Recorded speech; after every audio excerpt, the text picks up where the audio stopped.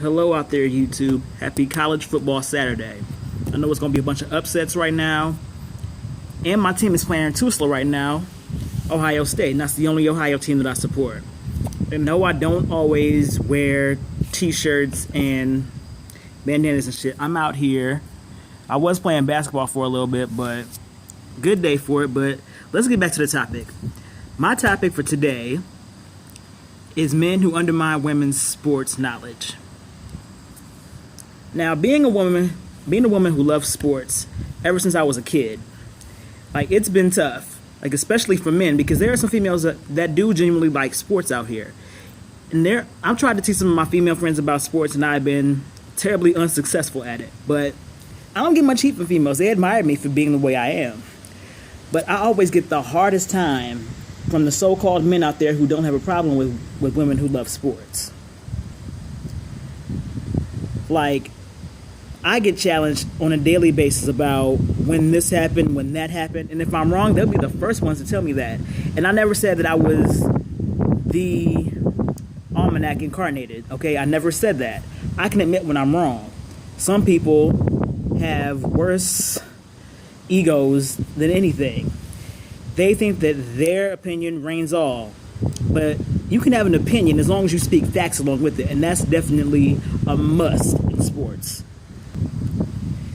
This is something that I've been doing since I was, since the age of 5. When I was old enough to really understand sports, football and basketball namely, I studied the rosters on old games. I studied the plays by playing the actual games and watching the real games as well. And playing them, knowing the plays, knowing how to run a button hook, knowing how to run a slant route, how to run a post route in football, how to do a crossover in basketball, which I haven't played basketball in a long time, and I'm getting back to where I used to be, because I used to be pretty damn good before I stopped playing high school.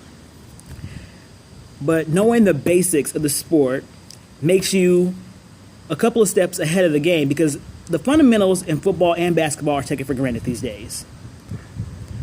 More so in basketball, because back in the days, you learn the ABCs, you learn the plays, you learn how to set the picks, you learn how to do set shots, jump shots. Your footwork had to be on point, but now it's all about how tight your crossover can be, how high you can do a dunk, how pretty much A1 street ball. And street ball, it's great. I love me some street ball, but the fundamentals of the game will rule over that any day of the week. And football, of course, has always been a violent sport.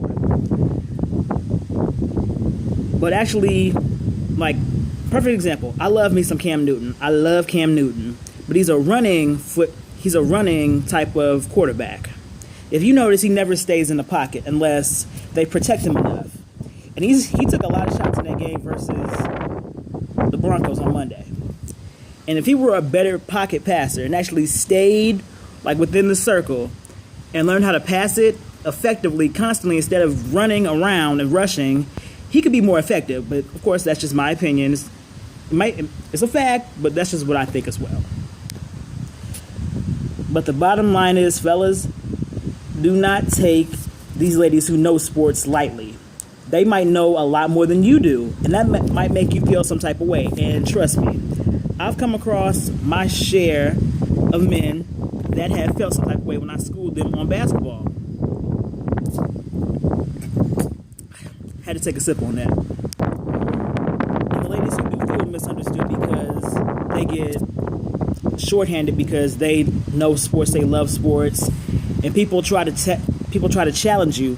Take that on with a full head of steam. Don't back down to anybody. Don't cower down. If you know your shit, say so. Especially if you've known it for a long time and you want to get your knowledge out there, do it. Don't be afraid of that. And I'm about to take my ass on because I'm tired. So you guys in YouTube world, you guys have a good day. And be legendary in whatever you do.